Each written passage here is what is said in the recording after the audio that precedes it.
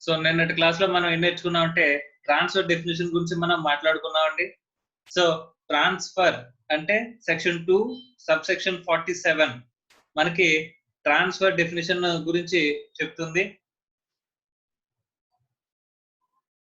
Just 1 minute.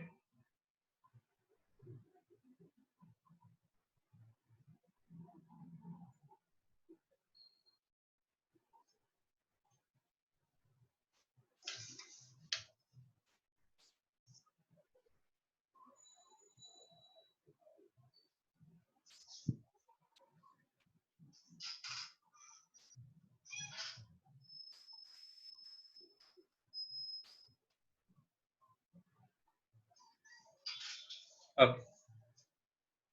So నిన్న మనం నేర్చుకున్నదంటే transfer definition నేర్చుకున్నాం. ట్రాన్స్ఫర్ డెఫినేషన్ ఎవరు చెప్పారు అంటే కనుక సెక్షన్ 247 మనకి డిస్కస్ చేసిందని చెప్పేసి మనం మాట్లాడుకున్నాం. తర్వాత ట్రాన్స్ఫర్ నుంచి కొన్ని ఎక్స్క్లూజన్స్ ఉన్నాయని చెప్పేసి చెప్పుకున్నాం.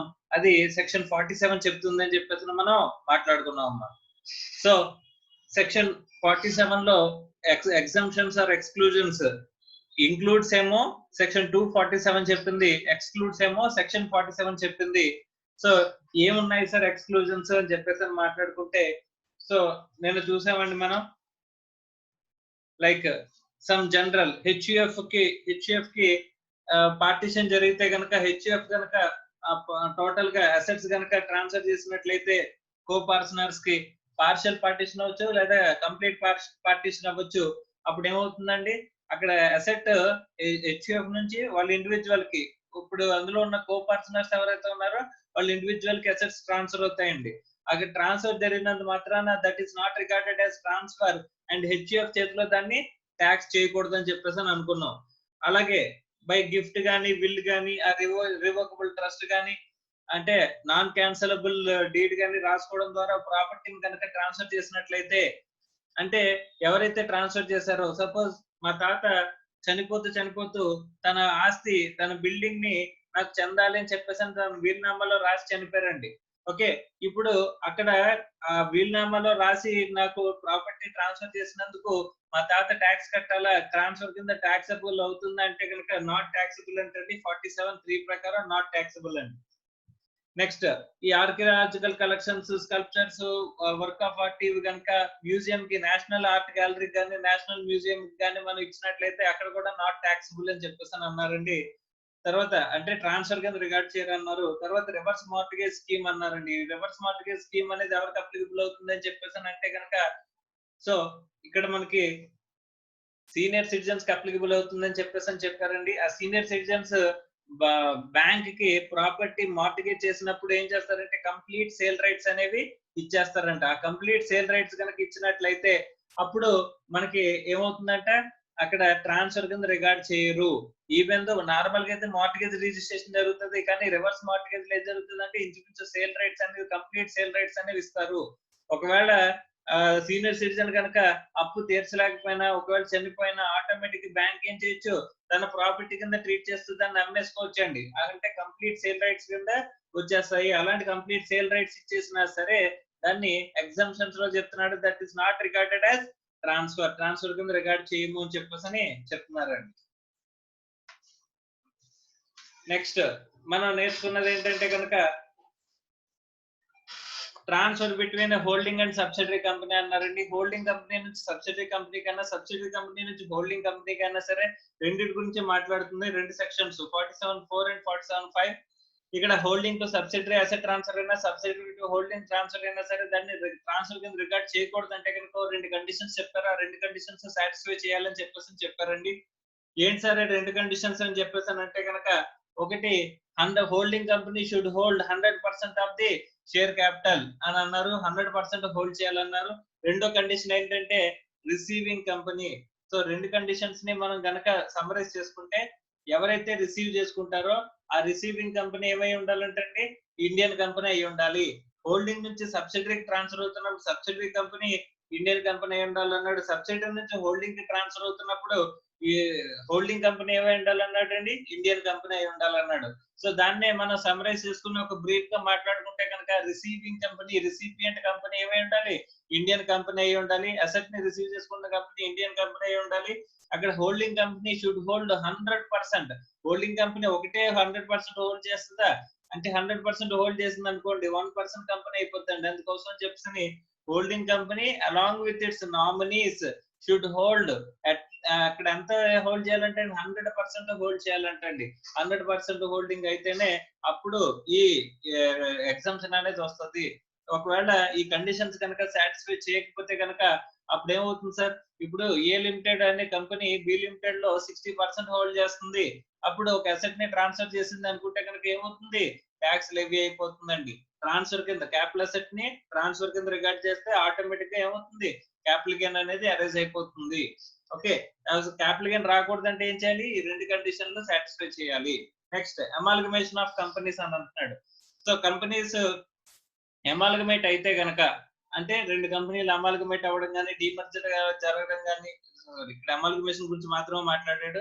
అమాల్గమేషన్ కనుక జరిగినట్లయితే అమాల్గమేషన్ లో ఒక అసెట్ ఒక కంపెనీ నుంచి ఏ లిమిటెడ్ బి లిమిటెడ్ కలిపి ఏబి లిమిటెడ్ అయినప్పుడు ఏ లిమిటెడ్ లో ఉన్న అసెట్లన్నీ ఏమవుతాయి, ఏబి లిమిటెడ్ అసెట్స్ అవుతాయి. బి లిమిటెడ్ లో ఉన్న అసెట్లన్నీ ఏమవుతాయి, ఏబి లిమిటెడ్ అసెట్స్ అవుతాయి. ఇప్పుడు ఏ లిమిటెడ్ ఏం చేసిందండి, ఏబి లిమిటెడ్ కి అసెట్స్ ని ట్రాన్స్ఫర్ చేస్తుంది. This is regarded as transfer or not? No, this is not regarded as transfer. When ఇక్కడ కూడా సేమ్ అమాల్గమేటెడ్ కంపెనీ అంటే రిసీవింగ్ కంపెనీ అండి. ఎవరైతే అసెట్స్ రిసీవ్ చేసుకుంటున్నారో ఆ కంపెనీ ఏమై ఉండాలంటే అండి, ఇండియన్ కంపెనీ అయితే చాలు అని చెప్పేసి అని చెప్తున్నారండి. This is what amalgamation of companies.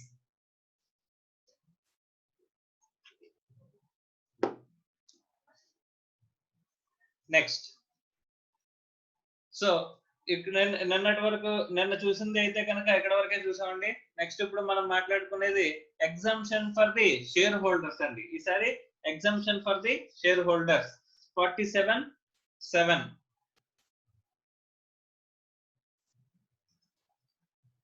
So section 47 subsection 7 ఎవరికి చెప్తున్నాడండి ఎగ్జంప్షన్స్, ఎవరికి చెప్తున్నాడండి రిలాక్సేషన్ అంటే కనుక transfer of capital asset being shares held by a shareholder in amalgamating company is exempt if the following two conditions are fulfilled అని చెప్పేసి అని అంటున్నాడండి.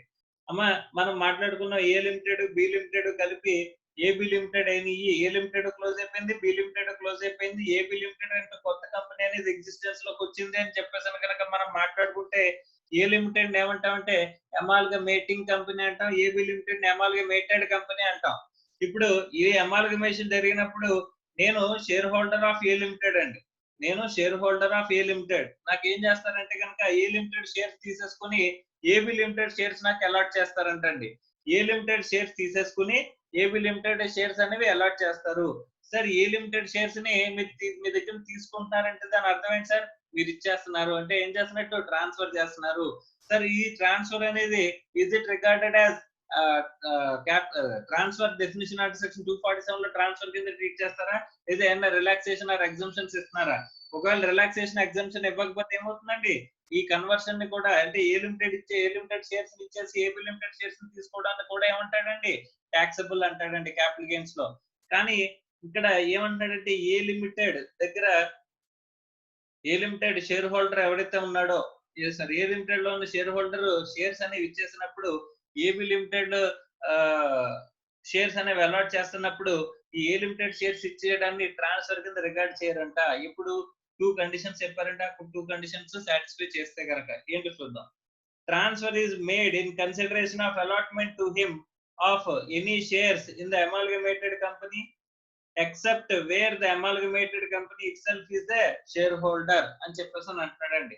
Transfer made by consolidation of allotment to him of any shares in the amalgamated company except where amalgamated company itself is the shareholder అంటున్నాడండి. ఇక్కడ AB limited లో shares మాత్రమే ఇస్తున్నారంట, additional consideration లాంటివి ఏమి ఇవ్వట్లేదంట, ఇవ్వకూడదంట. ఇస్తే కనుక దాన్ని ట్రాన్స్ఫర్ కింద రిగార్డ్ చేస్తారంటండి. Amalgamated company is an Indian company అంటే అమాల్గమేషన్ ద్వారా వచ్చే కొత్త కంపెనీ ఏమై ఉండాలంట, ఇండియన్ కంపెనీ అయి ఉండాలంట. ఇండియన్ కంపెనీ అయి ఉండాలి. అండ్ ఇక్కడ షేర్స్ మాత్రమే అలాట్ చేయాలి. అప్పుడు ఏమవుతుందంట, అక్కడ ఈ ట్రాన్స్ఫర్ ని does not regarded as transfer అని చెప్పేసి అని అంటున్నాడు. సార్ ఏ బి లిమిటెడ్ కలిపి ఏబి లిమిటెడ్ అయితే అమాల్గమేషన్ అంటున్నారు. సపోజ్ ఏ లిమిటెడ్ వెళ్ళి బి లిమిటెడ్ లో కలిసిపోతుందంట. సో రిజల్టింగ్ గా బి లిమిటెడ్ ఒకటి ఎగ్జిస్టెన్స్ లో ఉంటది, ఇంకా ఏ లిమిటెడ్ క్లోజ్ అయిపోతుంది. మరి అలాంటప్పుడు ఎలా సార్? ఇప్పుడు ఏ లిమిటెడ్ లో ఉన్న షేర్స్ ఏవైతే ఉన్నాయో, షేర్ హోల్డర్స్ ఎవరైతే ఉన్నారో, ఈ షేర్ హోల్డర్స్ కి బి లిమిటెడ్ లో షేర్స్ మాత్రమే ఇవ్వాలంట. సార్ సపోజ్ బి లిమిటెడ్ కి కొన్ని షేర్స్ ఉన్నాయండి సార్ ఏ లిమిటెడ్ లో, అప్పుడు అవి క్యాన్సిల్ అయిపోతాయి. అదే చెప్తున్నాడండి చూడండి. Transfer is made in connection with the allotment to him of any shares of amalgamated company except where amalgamated company itself is a shareholder. amalgamated company ఏదైతే ఉందో బి లిమిటెడ్ ఏ లిమిటెడ్ లో share holder అయితే shares allot చేయరు మళ్ళీ కొత్తగానే. So అలా కాకుండా ఇంకా బి లిమిటెడ్ కి సపోజ్ 20% స్టేక్ ఉంది, మిగతా 80% షేర్ హోల్డర్స్ కి ఇక్కడ షేర్స్ మాత్రమే అలాట్ చేస్తున్నారు అనుకోండి, అప్పుడు ఫస్ట్ కండిషన్ సాటిస్ఫై చేసినట్టు. సెకండ్ ఏంటంటే కనుక ఈ బి లిమిటెడ్ ఆర్ ఇక్కడ రిజల్టింగ్ కంపెనీ ఏబి లిమిటెడ్, కొత్తగా వచ్చే కంపెనీ ఏబి లిమిటెడ్ ఏదైతే ఉందో అది ఏమై ఉండాలంట, ఇండియన్ కంపెనీ అయి ఉండాలంట. అప్పుడు షేర్ హోల్డర్స్ కి ఎగ్జామ్షన్ ఇస్తారంటే షేర్ హోల్డర్స్ కి ట్రాన్స్ఫర్ కింద రిగార్డ్ చేయరు. నార్మల్ గా అయితే కనుక షేర్ హోల్డర్స్ కూడా ట్రాన్స్ఫర్ కింద రిగార్డ్ చేస్తారంట. Okay, so this is with respect to share holders exemption in case of amalgamation.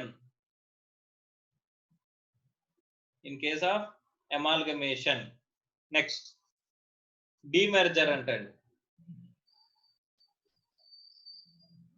మా డీమర్జర్ అంటే ఏంటండి? ఇప్పుడు ఏ లిమిటెడ్ ఉందండి, ఏ లిమిటెడ్ ఈ స్ప్లిట్టింగ్ ఆఫ్, ఎలాగంటే ఏ లిమిటెడ్ బి లిమిటెడ్ అని రెండు కంపెనీల కింద స్ప్లిట్ అయిపోతుందంట. సో ఎలా జనరల్ గా ఎలా చేస్తారంటే కనుక ఏ లిమిటెడ్ కి రెండు డివిజన్లు ఉన్నాయి అనుకోండి. ఎగ్జాంపుల్ కి ఇక్కడ ఏ లిమిటెడ్ కి చాక్లెట్స్ డివిజన్, బిస్కెట్స్ డివిజన్ ఉందంటండి. ఓకే, సో ఏ లిమిటెడ్ ఏమో చాక్లెట్స్ డివిజన్ ఉంచేసుకుని ఇక్కడ బి లిమిటెడ్ ఏమో బిస్కెట్స్ డివిజన్ తీసేసుకుంటుందంట. కొత్త కంపెనీ ఫామ్ చేస్తున్నారంట. అంటే ఏ లిమిటెడ్ ఏమవుతుందంటే డీమర్జ్ అవుతుంది, స్ప్లిట్ అవుతుంది రెండు కంపెనీల కింద, ఏ లిమిటెడ్ బి లిమిటెడ్. దీన్ని డీమర్జ్డ్ కంపెనీ అంటారు, వీటిని రిజల్టింగ్ కంపెనీస్ అంటారండి. అమాల్గమేషన్ లో ఈ రెండు కంపెనీల్ని అమాల్గమేటింగ్ కంపెనీస్, దీన్ని అమాల్గమేటెడ్ కంపెనీ అని అన్నారు. ఇక్కడేమో డీమర్జర్ లో డీమర్జ్డ్ కంపెనీ, ఈ రెండింటిని రిజల్టింగ్ కంపెనీస్ అని చెప్పేసి అని అంటారంటండి. ఓకే, సో ఇక్కడ దీని గురించి మాట్లాడుతున్నాడు, చూద్దాం.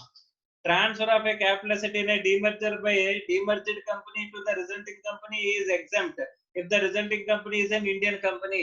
సో ఇక్కడ వరకు చూస్తున్న ప్రతి దాంట్లోని ఇండియన్ కంపెనీ ఏదై ఉండాలంటున్నారండి, అసెట్ ఎవరైతే రిసీవ్ చేసుకుంటున్నారో వాళ్ళు ఇండియన్ కంపెనీ ఉండాలంటున్నారండి. ఇక్కడ బెనిఫిట్ అనేది ఎవరికి వచ్చి ఉండాలి, ఇండియన్ కంపెనీకి బెనిఫిట్ వస్తేనే. Government is very particular about the benefit to be get. ఎవరికి బెనిఫిట్ పొందాలంటే కేవలం ఇండియన్ కంపెనీ బెనిఫిట్ పొందాలి అని చెప్పేసి, అందుకోసం అసెట్ అనేది ఎవరు రిసీవ్ చేసుకోవాలంటున్నారండి, రిసీవ్ చేసుకునే కంపెనీ ఏమై ఉండాలంటున్నారు, ఇండియన్ కంపెనీ అయి ఉండాలంటున్నారు. సో ఇక్కడ ఏ లిమిటెడ్ తన అసెట్స్ ని బి లిమిటెడ్ కి ఇచ్చేస్తుంది కొన్ని అసెట్స్ ని అనుకుంటే కనుక ఇక్కడ ట్రాన్స్ఫర్ కింద రికార్డ్ చేస్తారా సార్ అని చెప్పేసి ఇక్కడ కూడా కండిషన్స్ చెప్తున్నాడు అండి. ఒకటి ఏంటంటే డీమర్జెడ్ కంపెనీ రిజల్టింగ్ కంపెనీకి అసెట్లు ఇచ్చినప్పుడు ఈ రిజల్టింగ్ కంపెనీ ఏమై ఉండాలంట, ఇండియన్ కంపెనీ అయితే కనుక అక్కడ మనకి ఏమవుతుందంటే అండి ఎగ్జామ్షన్ ఇస్తాము అని చెప్పేసి అని అంటున్నాడు అండి. Okay, transfer or issue of shares by resulting company in a scheme of demerger to the shareholder, the demerged company in consideration of demerger is exempt అని చెప్పేసి అంటున్నాడండి. ఇప్పుడు ఏ లిమిటెడ్ లో ఉన్న షేర్ హోల్డర్స్ కి బి లిమిటెడ్ ఏం చేస్తుందండి, ఇక్కడ ఏ లిమిటెడ్ లో ఉన్న షేర్ హోల్డర్స్ కి బి లిమిటెడ్ షేర్స్ కూడా వస్తాయండి. ఎందుకంటే ఏ లిమిటెడ్ లో ఉన్న యూనిట్ బిస్కెట్స్ యూనిట్ అది బి లిమిటెడ్ కి వెళ్ళింది కాబట్టి ఇప్పుడు ఏ లిమిటెడ్ లో షేర్ హోల్డర్స్ ఎవరైతే ఉన్నారో they will get be limited shares. మరి బి లిమిటెడ్ షేర్స్ అనేవి వస్తున్నప్పుడు ఇక్కడ వీళ్ళకి టాక్సిబుల్ అవుతుందంటే ట్రాన్స్ఫర్ కింద రిగార్డ్ చేస్తారంటే దాని గురించి చెప్పినట్టు. Transfer or issue of shares by the resulting company in a scheme of demerger to the shareholders of the demerged company in consideration of demerger is exempt.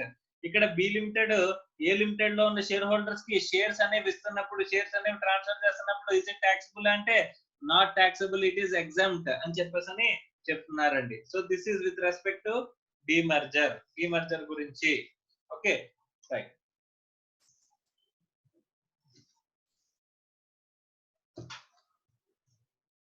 Next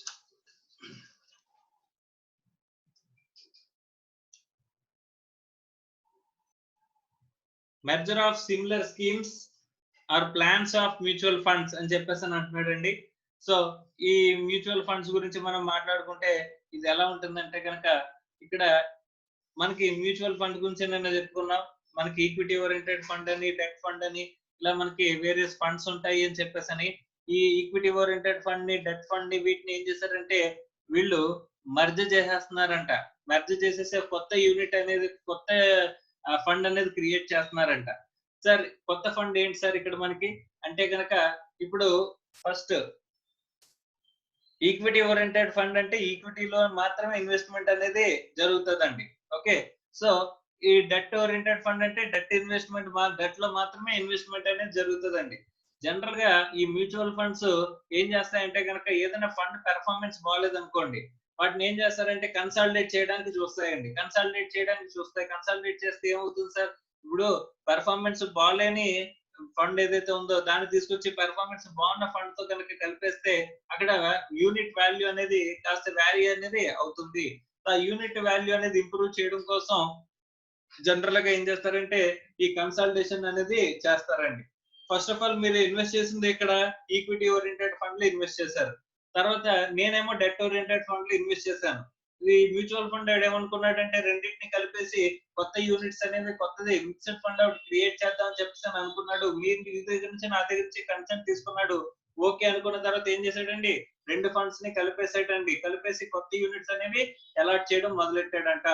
so కొత్త units allot చేయడం ఎప్పటి నుంచి అయితే మొదలెట్టాడో ఆ కొత్త units అనేవి అక్కడ allot చేసినప్పుడు మనకి పాత యూనిట్స్ తీసేసుకుని కొత్త యూనిట్స్ అనేవి అలాట్ చేశాడు. అలాంటి అలాట్మెంట్ కనుక జరిగినట్లయితే మర్జర్ గానీ similar schemes of plans or mutual funds ని కనుక కలిపేసినట్లయితే ఓల్డ్ యూనిట్స్ తీసేసుకుని కొత్త యూనిట్స్ అనేవి ఇష్యూ చేసినప్పుడు ఓల్డ్ యూనిట్స్ మీరు ఏం చేస్తారండి, ట్రాన్స్ఫర్ చేసినట్టే సార్ కంపెనీకి?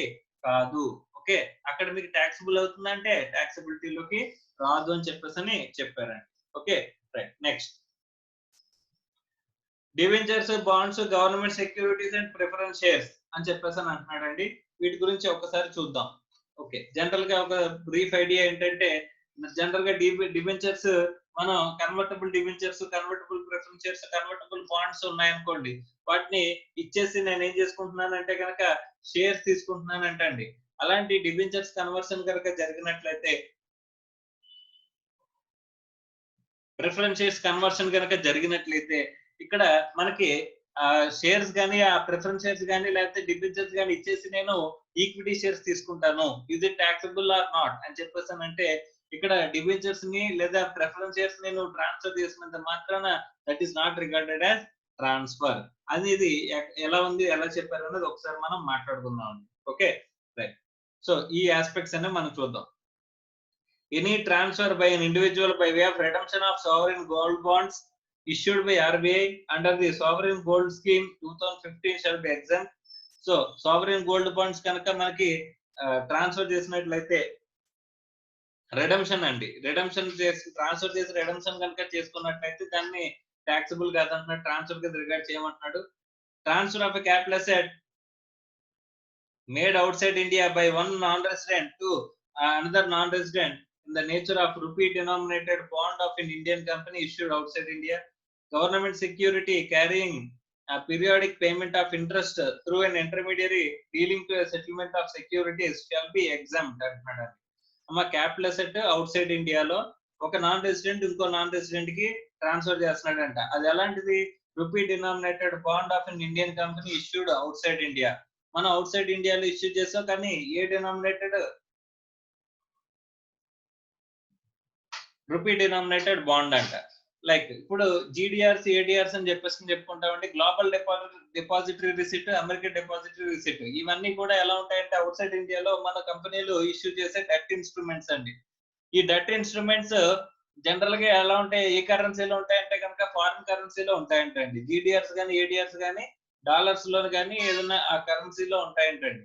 కానీ ఇక్కడ రూపీ డినామినేటెడ్ బాండ్ కనుక ఒక నాన్ రెసిడెంట్ దగ్గర నుంచి ఇంకో నాన్ రెసిడెంట్ కి ట్రాన్స్ఫర్ చేస్తే, ఒక Indian company rupee denominated bond ని అవుట్ సైడ్ ఇండియాలో ఇష్యూ చేసింది, అది ఎవరైనా కొనుక్కున్నారు, అక్కడ ఏం చేసామంటే ఒక నాన్ రెసిడెంట్ ఇంకో నాన్ రెసిడెంట్ కి ట్రాన్స్ఫర్ చేశాడు ఆ రూపీ డినామినేటెడ్ బాండ్ ని. జనరల్ గా రూపీ డినామినేటెడ్ బాండ్స్ ని ఎవరో బయట కొనరండి అవుట్ సైడ్ ఇండియాలో. ఇండియాకి దాటితే రూపాయి వాల్యూ ఉంటుందా? ఉండదు. అంతా కూడా గ్లోబల్ కరెన్సీ, యూనివర్సల్ కరెన్సీ ఏంటండి డాలర్.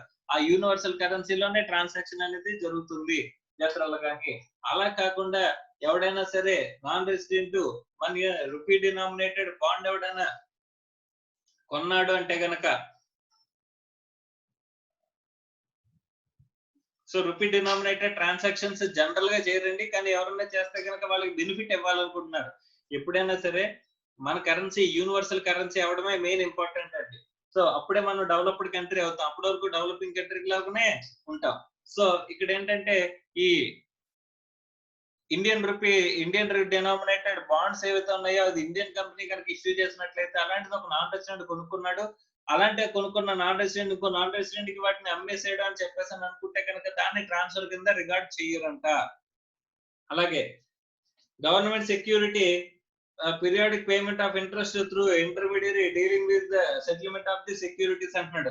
సో గవర్నమెంట్ సెక్యూరిటీస్ ఏమైనా ఉంటే కనుక పీరియాడిక్ పేమెంట్ చేసేసి గవర్నమెంట్ సెక్యూరిటీస్ ఏమైనా ఉంటే కనుక అవి ఒక నాన్ రెసిడెంట్ ఇంకో నాన్ రెసిడెంట్ కనుక ట్రాన్స్ఫర్ చేసినట్లయితే దాన్ని does not regarded as transfer అని చెప్పేసి అని చెప్పాడండి.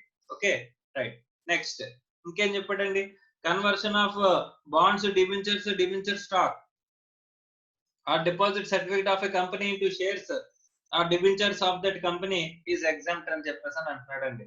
So conversion of bonds, debenture stock, debentures deposit certificate ఇవన్నీ కూడా షేర్స్ లో కనుక కన్వర్ట్ చేసినట్లయితే అక్కడ వాటిని అక్కడ డిబెంచర్స్ ఇచ్చేస్తాం కదండి, ట్రాన్స్ఫర్ చేసేసి షేర్స్ తీసుకుంటాం. ప్రిఫరెన్స్ షేర్స్ ఇచ్చేసి బాండ్స్ ఇచ్చేసి అక్కడ షేర్స్ తీసుకుంటాం. Next conversion of preference of shares of company to equity shares of that company is exempt అంటున్నాడు. సో ప్రిఫరెన్స్ షేర్స్ ఇచ్చేసి ఈక్విటీ షేర్స్ తీసుకుంటాం. అలా debentures, bonds, debenture stock, preference shares మనం transfer చేయడాన్ని ట్రాన్స్ఫర్ కింద రికార్డ్ చేస్తారంటే record చేయరంట, transfer కింద record చేయరంట.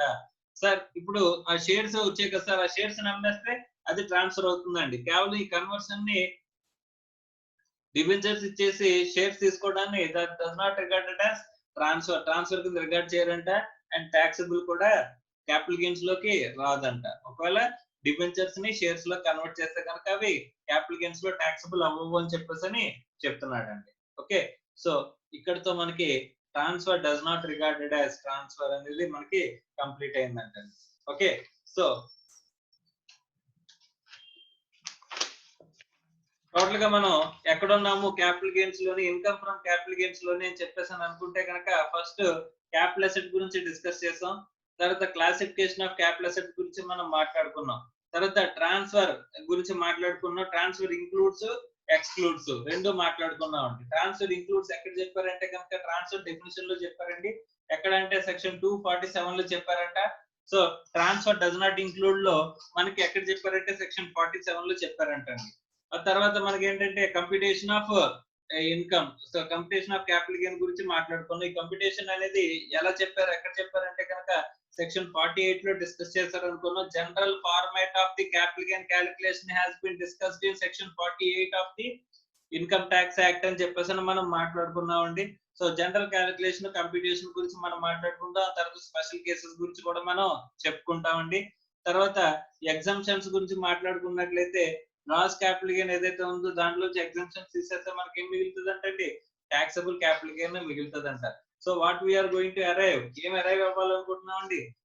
Capital gain అనేది అరైవ్ అవ్వడం అనేది అల్టిమేట్ గా మన ఆబ్జెక్టివ్ కింద మనం చెప్పుకుంటున్నాం అంట. ఓకే సార్ కింద ఒక టేబుల్ ఉంది కదా సార్, అవి కూడా నాట్ రిగార్డెడ్ యాజ్ ట్రాన్స్ఫర్ అన్నా సార్? ఏమమ్మా కింద I mean conversion of preferences కింద ఒక టేబుల్ ఉంది. అవునమ్మా అవును, this are not regarded as transfer అమ్మా. ఇవి కూడా వాటి గురించి కూడా చెప్తాను. ఇవన్నీ కూడా మళ్ళీ వస్తానమ్మా వెనక్కి, అక్కడ చెప్తానమ్మా. ఓకే కంగారు పడదు. Okay sir.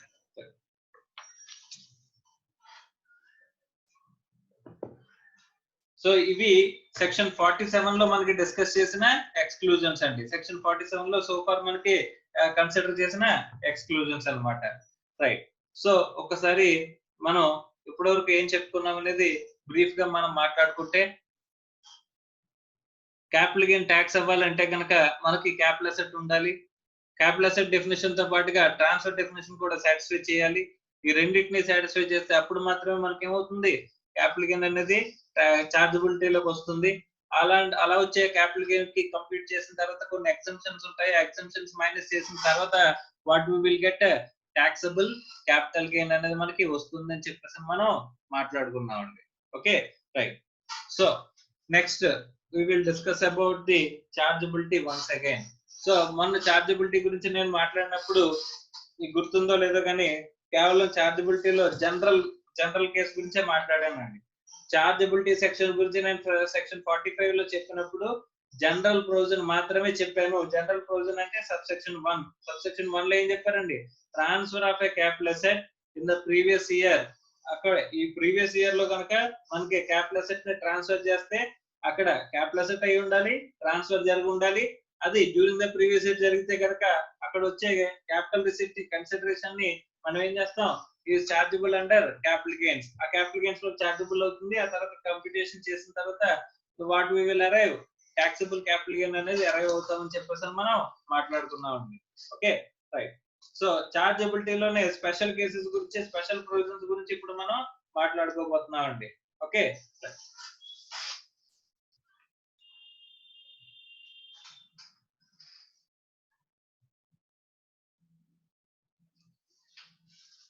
ఒకసారి చూడండి అమ్మా, చార్జబిలిటీ సెక్షన్ 45 పేజ్ నెంబర్ 255 లో మనం చూస్తున్నాం అండి.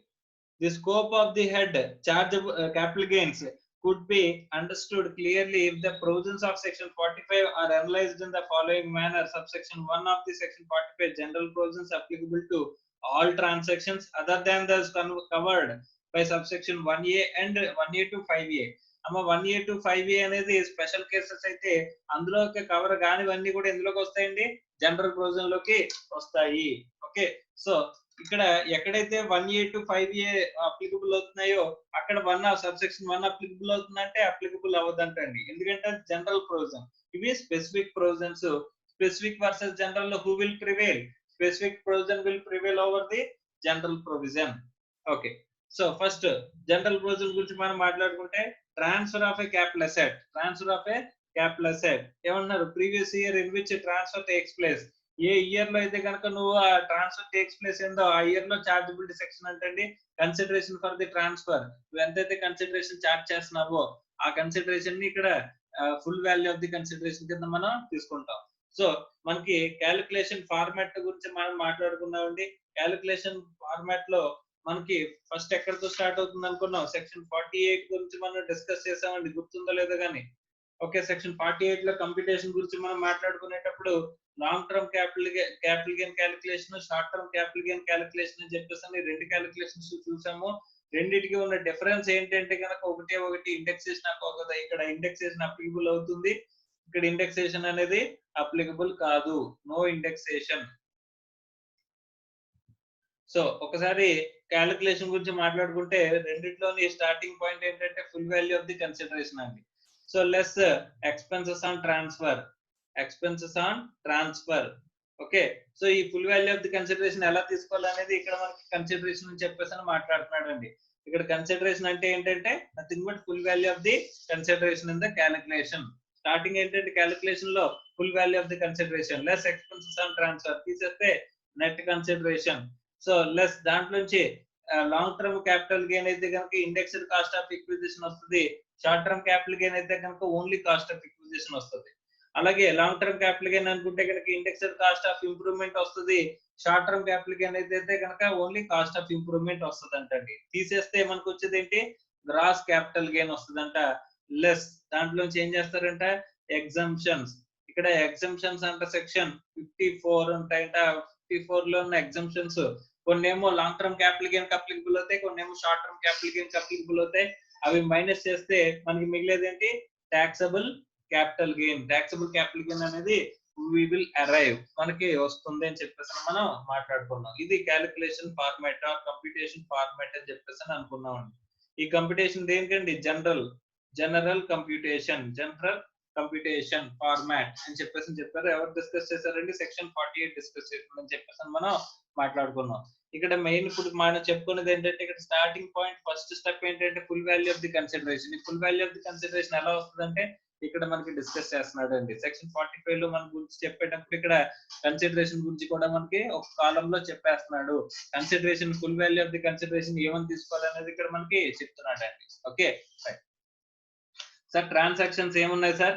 సో ఫస్ట్ ట్రాన్సాక్షన్ మనకి తెలిసిందే సబ్ సెక్షన్ 1 జనరల్ ప్రొవిజన్ అండి, general provision.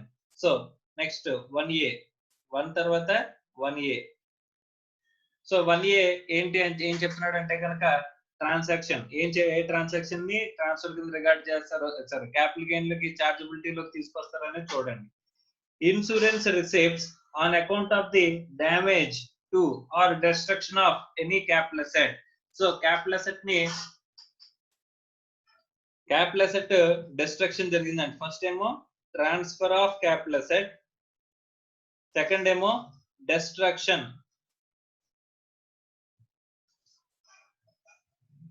Are damage. So capital asset damage గానీ డిస్ట్రక్షన్ గానీ జరగడం వల్ల ఇక్కడ మనకి ఏమైందంటే what we have received insurance receipt. అంటే ఒక ఒక మెషినరీ ఉందండి, మెషినరీ ఫైర్ యాక్సిడెంట్ లో పోయిందండి. సో కాలి బూడిదైపోయిందండి. ఇప్పుడు ఆ మెషినరీ బూడిదైపోగానే మెషినరీకి ఇన్సూరెన్స్ చేయించాను అనుకోండి, ఆ ఇన్సూరెన్స్ కంపెనీ కూడా ఏం చేస్తాడు, ఆ బూడిద తీసుకెళ్లిపోయి మనకి ఏం చేస్తాడు, మనీ పే చేస్తాడండి. ఓకే, డబ్బులు అనేవి పే చేస్తాడండి. సో ఇన్సూరెన్స్ కాంపన్సేషన్ అనేది ఇస్తాడండి. అలా వచ్చిన ఇన్సూరెన్స్ కాంపన్సేషన్ ఈజ్ చార్జబుల్ అంట, ఈజ్ టాక్సబుల్ అంట. అదేంటి సార్, ఎలా టాక్సబుల్ అవుతుంది సార్? ఎందుకంటే చార్జబిలిటీ సెక్షన్ 1A లో ఇంక్లూడ్ చేశాడు కాబట్టి ఇట్ ఈస్ టాక్సబుల్. సార్ ఇక్కడ ఏ ఇయర్ లో టాక్సబుల్ అవుతుంది సార్ అంటే జనరల్ గా ఉండే ఈవెంట్స్ చూద్దాం. ఏ ఇయర్ లో తగలబడిపోయిందో ఆ ఇయర్ లో మనకి ట్రాన్స్ఫర్ కింద రికార్డ్ చేస్తారా? ఇన్సూరెన్స్ కంపెనీ వాడు ఎప్పుడైతే చేస్తాడో అప్పుడు చేస్తారా? ఇన్సూరెన్స్ కంపెనీ వాడు డబ్బులు ఎప్పుడైతే ఇస్తాడో అప్పుడు టాక్సబుల్ చేస్తారా అని చెప్పేసి అంటే ఇయర్ ఆఫ్ చార్జబిలిటీ గురించి చెప్తున్నాడండి. previous year in which money or other assets is received from the insurance company. అంటే ఇన్సూరెన్స్ కంపెనీ నుంచి నిజంగా డబ్బులు ఎప్పుడైతే వస్తాయో అప్పుడు ఆ ఇయర్ లో మీకు ఏమవుతుందంటండి, చార్జబిలిటీ వస్తుందంట. ఎందుకంటే డబ్బులు రాకుండా మీరు ట్యాక్స్ కట్టగలరా? ఆల్రెడీ మెషిన్ పోయిందిరా ఇది అని చెప్పేసానంటే మీరేం చేస్తారండి, అక్కడ ఈ ట్యాక్స్ కట్టమన్నాం అనుకోండి ఏడ్చి గింజుకుని చచ్చిపోతారండి. అందుకోసం అని చెప్పేసని ఇక్కడ ఏమంటున్నాడు, ఎప్పుడైతే డబ్బులు మీకు రిసీవ్ అవుతాయో అప్పుడు మీకు ఏం చేస్తాను అంటున్నాడండి, is taxable, chargeable to tax అని చెప్పేసి చెప్తున్నారండి. ఓకే, సో ఎప్పుడు టాక్సబుల్ అండి ఇయర్ ఆఫ్ చార్జబిలిటీ? సపోజ్ 2018 లో ఒక ఫైర్ యాక్సిడెంట్ జరిగి మిషనరీ కాలిపోతే 2020 లో దానికి తగిన కాంపన్సేషన్ అనేది ఇన్సూరెన్స్ కంపెనీ కూడా పే చేశాడంట అండి. ఓకే, సో 2018 లో ఫైర్ యాక్సిడెంట్ జరిగింది, 2020 లో కాంపన్సేషన్ అనేది డిసైడ్ చేసి పే చేశారంట. సో ఇక్కడ 2020 లో మనం ఏం చేయాలంటండి, చార్జబుల్ టు ట్యాక్స్ అండి, క్యాపిటల్ గెయిన్స్ కి లైబుల్ అవుతుంది అని చెప్పేసి ఇక్కడ మనకి చెప్తున్నాను. రైట్ సార్, ఇక్కడ full value of the consideration అని చెప్పేసి సో ఇక్కడ మనకి ఎలాగైనా సరే సెక్షన్ 48 ప్రకారం క్యాలిక్యులేషన్ చేయాలి. చేసేటప్పుడు full value of the consideration అని ఎంత తీసుకోవాలి సార్ అని చెప్పేసి అంటే కనుక ఇక్కడ చెప్పినట్టు చూడండి, కన్సిడరేషన్ అని చెప్పేసి the value of the money or the fair market value of the any other asset received on the date of such receipt అని చెప్పేసి అంటున్నాడండి. సో ఇక్కడ full value of the consideration కింద దేని తీసుకోవాలి సార్ అని చెప్పేసి అంటే ఫస్ట్ లోనేమో ట్రాన్స్ఫర్ ఆఫ్ క్యాపిటల్ అసెట్ అయితే ఎంతైతే కన్సిడరేషన్ మనం చార్జ్ చేస్తున్నాం అదే అన్నాడు. కానీ ఈ destruction or damage of the capital asset కనుక ఇన్సూరెన్స్ రిసిప్ట్ ఎప్పుడైతే వస్తుందో అప్పుడు చార్జబిలిటీ చేస్తాను అంటున్నాడు. అప్పుడు కూడా మనీ ఎంతైతే రిసీవ్ అయిందో ఇన్సూరెన్స్ కంపెనీ నుంచి మనీ రిసీవ్డ్ ఎంతైతే అయిందో అది కానీ, లేదా fair market value of the asset received. Company కూడా చాలా తెలివిగా, ఇన్సూరెన్స్ కంపెనీ కూడా చాలా తెలివిగాని ఈ డబ్బులు ఇవ్వను, నేనేం చేస్తాను, ఒక అసెట్ పోయిందంటున్నావు కదా అసెట్ కొని ఇచ్చేస్తాను అన్నాడండి. సో అసెట్ కొని ఇచ్చేస్తున్నప్పుడు వీడు వదిలేస్తున్నాడా, దాని fair market value of the asset replaced. మనకి ఏదైతే అసెట్ ని రీప్లేస్ చేశారో దాని ఫెయిర్ మార్కెట్ వాల్యూ తీసుకుని దాన్ని ఏం చేస్తాడండి, full value of the consideration కింద చార్జ్ చేస్తాడంట. సార్ అంటే డిస్ట్రక్షన్ ఆర్ డెమాలిషన్ జరిగితే కూడా క్యాపిటల్ అసెట్ జరిగినా సరే దాన్ని ట్రాన్స్ఫర్ కింద రికార్డ్ చేసి టాక్సబుల్ చేస్తారు సార్? ఎస్, టాక్సబుల్ చేస్తారంట.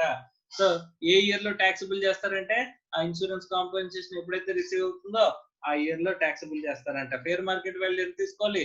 మనీ ఇస్తే కనుక మనీ వాల్యూ తీసుకోవాలి, మనీ ఇవ్వకపోతే కనుక ఫేర్ మార్కెట్ వాల్యూ తీసుకోవాలి. ఒకవేళ రెండు కల్పిస్తే కనుక అప్పుడు fair market value plus money received రెండు కూడా కలిపి తీసుకోవాలని చెప్పాడండి. ఇది full value of the consideration గురించి పాయింట్ అండి. Next, conversion or treatment of a capital asset into stock in trade అని చెప్పేసి అంటున్నాడండి. క్యాపిటల్ అసెట్ ని స్టాక్ ఇన్ ట్రేడ్, సరే conversion of capital asset into stock in trade అంటున్నాడండి. మనకి transfer గురించి మాట్లాడుకుంటే కనుక ఒక క్యాపిటల్ అసెట్ ని స్టాక్ కింద మారుస్తున్నాం అంటే కనుక అక్కడ మీరు ఏం చేస్తున్నారండి? నేచర్ ఆఫ్ అసెట్ మార్చేస్తున్నారండి. సో క్యాపిటల్ అసెట్ ని స్టాక్ కింద మార్చేటప్పుడు మీరు ఏం చేయాలంటే you are liable for the capital gains tax. ఎలాగా? Capital asset into stock in trade.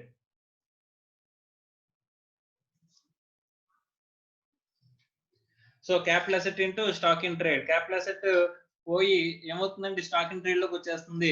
ఇప్పుడు స్టాక్ ఇన్ ట్రేడ్ సేల్ చేస్తే కనుక మనం ఆల్రెడీ ఒకసారి మాట్లాడుకున్నామండి. క్యాపిటల్ అసెట్ ని స్టాక్ ఇన్ ట్రేడ్ లో కన్వర్ట్ చేస్తే కనుక దీన్ని ట్రాన్స్ఫర్ కింద రిగార్డ్ చేస్తారు. అక్కడ క్యాపిటల్ గెయిన్ ట్యాక్సబుల్ అవుతుంది. స్టాక్ ని మనం సేల్ చేసినప్పుడు ఏం చేస్తారు అనుకున్నామండి? ఇక్కడ బిజినెస్ ఆర్ ప్రొఫెషన్ లో ట్యాక్సబుల్ అవుతుంది అని చెప్పేసి మనం మాట్లాడుకున్నాం. స్టాక్ ని సేల్ చేస్తుంది, బిజినెస్ ఆర్ ప్రొఫెషన్ లో సేల్ కింద మనం తీసుకుంటాం అనుకున్నాం. సో ఈ కన్వర్షన్ అనేది క్యాపిటల్ అసెట్ నుంచి స్టాక్ ఇన్ ట్రేడ్ కి కన్వర్ట్ చేస్తున్నప్పుడు ఏ ఇయర్ లో జనరల్ గా ట్యాక్సబుల్ అవుతుందంటే కన్వర్ట్ చేసిన ఇయర్ లోనే ట్యాక్సబుల్ అవుతుందంట అండి. అంటే చార్జబిలిటీ. కానీ ఇక్కడ పేమెంట్ మాత్రం తర్వాత వస్తుంది. ఒకసారి చూద్దాం. Previous year in which stock in trade is sold or transferred. So ఇక్కడ ఏ ఇయర్ లో ట్యాక్సబిలిటీ లోకి వస్తుంది అంటే కనుక ఏ ఇయర్ లో అయితే కనుక స్టాక్ ఇన్ ట్రేడ్ ని కన్వర్ట్ చేసిన స్టాక్ ఇన్ ట్రేడ్ ని సేల్ చేస్తామో ఆ ఇయర్ లో మీకు చార్జబిలిటీ అంటున్నాడండి. సపోజ్ నేను క్యాపిటల్ అసెట్ కొన్నది 2015-16లోని, స్టాక్ ఇన్ ట్రేడ్ లో కన్వర్ట్ చేసింది 18-19లోని, ఈ సేల్ చేసింది 2021లోనే అనుకుంటే కనుక ఏ ఇయర్ లో ట్యాక్సబిలిటీ అని చెప్పేసి అంటున్నాడండి? చార్జబిలిటీ 2021లో. కానీ క్యాలిక్యులేషన్ మాత్రం ఎక్కడి వరకు చేయాలి అంటే ఇండెక్సేషన్ బెనిఫిట్స్ అన్ని కూడా ఇచ్చేది ఎంత వరకు చేయాలి? 2018-19 వరకే ఇండెక్సేషన్ బెనిఫిట్స్ అనేవి ఇవ్వాలి. అంటే క్యాలిక్యులేషన్ చేసి పెట్టుకునేదేమో కన్వర్ట్ చేసిన పీరియడ్ లోని, దాన్ని పే చేయాల్సింది చార్జబిలిటీ సెక్షన్ ఏమో ఇక్కడ 2021లోని చార్జబిలిటీకి మనకి వస్తుందని చెప్పేసి అంటున్నాడండి. సార్ క్యాపిటల్ అసెట్ ని స్టాక్ ఇన్ ట్రేడ్ లో కన్వర్ట్ చేసినప్పుడు మనకి full value of the consideration ఏం తీసుకోవాలి సార్ అని చెప్పేసి అంటే fair market value as on the date of the conversion of treatment అనేది చెప్తున్నాడండి. సో మనం ఎప్పుడైతే క్యాపిటల్ అసెట్ ని స్టాక్ ఇన్ ట్రేడ్ లో కన్వర్ట్ చేసామో అంటే క్యాపిటల్ అసెట్ తన నేచర్ మార్చేసుకుంటుంది కాబట్టి క్యాపిటల్ అసెట్ పోతుంది. సో అప్పటి వరకు ఉన్న ఫేర్ మార్కెట్ వాల్యూ ఏదైతే ఉందో కన్వర్షన్ రోజు ఉన్న ఫేర్ మార్కెట్ వాల్యూని ఇక్కడ ఏం తీసుకోవాలంటే అండి full value of the consideration కింద మనం మాట్లాడుకోవాలంట. Okay right. సో ఇది సబ్ సెక్షన్ 2 అండి. Next sub section 2A.